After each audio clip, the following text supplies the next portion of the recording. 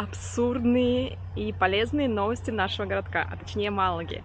Часть новостей касается всей Испании. Привет, друзья! Сегодня я вам расскажу много интересного. Думаю, будет полезно и тем, кто тут живет, кто приезжает как турист, и просто кто интересуется текущей экономической ситуацией вообще в мире.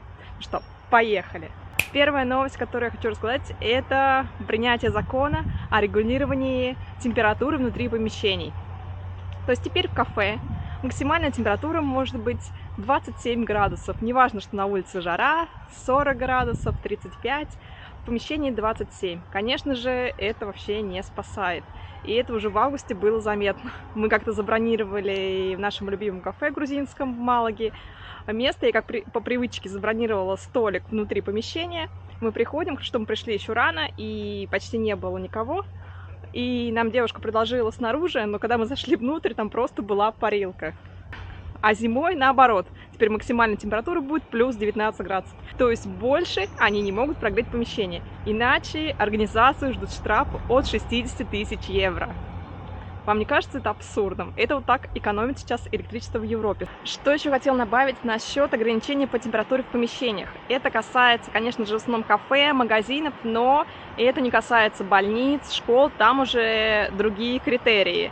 Но все равно я считаю эту меру очень абсурдной. Также слышала, что хотели регулировать освещение витрин ночью, то есть после 10 вечера выключать, но на практике не видела, не ходила, не смотрела, выключают ли реально так в магазинах, либо в каких-то организациях. И в ваших странах есть ли вообще какие-то тоже абсурдные законы, связанные с текущей экономической ситуацией, то, что у нас все дорожает, свет дорожает, газ дорожает. Про свет, я думаю, я сделаю вам отдельное видео и расскажу, как вообще сейчас изменилась ситуация по оплате. Цены очень-очень сильно взлетели, и как есть возможность сэкономить при текущей ситуации. Думаю, такие новости только среди кактусов и нужно слушать. Но следующая новость будет очень-очень положительная и позитивная. Во-первых, по всей Испании сделали бесплатный проезд на электричках и поездах ближнего следования, то есть как это называется медиадистанция. Электрички, то есть для Малаги, это от Малаги до Фуэнхирола, который у нас только есть электричка. Только вам нужно в кассе оставить залог 10 евро. И в течение периода с 1 сентября по 31 декабря отъездить 16 поездок. То есть эта акция действует на вот эти 4 месяца. Если вы не отъездите, то ваш залог сгорает, и вам его не возвратят. Также для поездов дальнего следования только там залог уже 20 евро вместо 10. И с Малаги можно так доехать бесплатно до Севильи, Кордобы и Гранады. Я думаю, это в первую очередь касается тех людей, которые работают. То есть кто ездит постоянно на электричке или кто ездит постоянно, к примеру, в другие города. То есть это не для туристов, которые хотят так разово купить билетик и бесплатно проехать. Нет, это не так. Следующая новость тоже очень положительная. Это тоже касается проезда. Мэр Малаги решил субсидировать проезд в автобусах и в метро.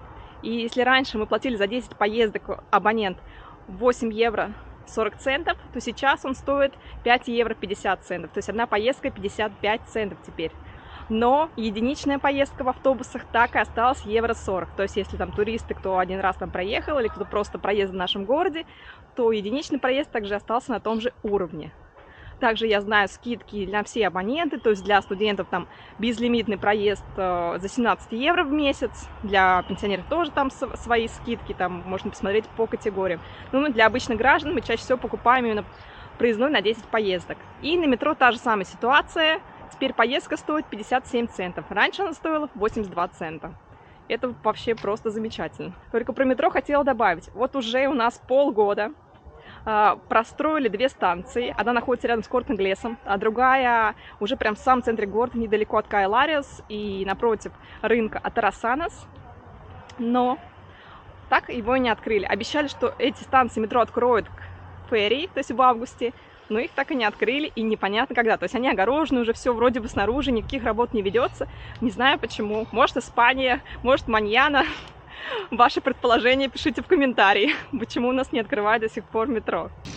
И хочу добавить последнюю, я считаю, положительную новость, касается которой напрямую Малаги. Малага является кандидатом от Испании на проведение ярмарки Экспо в 2027 году.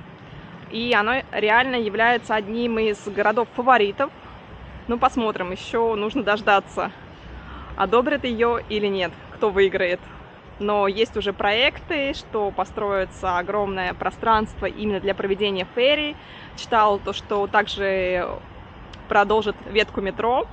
Но смотря как вот эти две станции нас никак не могут открыть, и сколько вообще они строились. На самом деле они строились 10 лет, потому что то находили какие-то останки римские развалины, то еще что-то, то деньги, то, естественно, наверное, коррупция и испанская маньяна. И как они хотят успеть к 2027 году достроить там еще метро и еще, может быть, там электричку, посмотрим, смогут ли это сделать испанцы. Но у Малги реально большой шанс. Но с одной стороны, это очень положительная новость, а с другой, то, что я наблюдаю тенденцию за последние года, то, что Малага город развивающийся, и у нас за счет этого все больше сюда приезжает людей, и из-за этого растет цена на недвижимость. То есть, если будет еще проведено экспо, то цены еще больше взлетят. Поэтому я не знаю, плюс это или минус, как считаете, пишите в комментарии. Еще хотела рассказать про одну новость, то что в конце ноября в Малаге пройдет финал Кубка Дэвиса. Это первый раз турнир такого уровня. Вообще этот год какой-то теннисный. В июне прошел чемпионат Малага Open, ну это, конечно, мини-турнир. Потом прошел турнир в июле по паделю, и вот сейчас финал Кубка Дэвиса.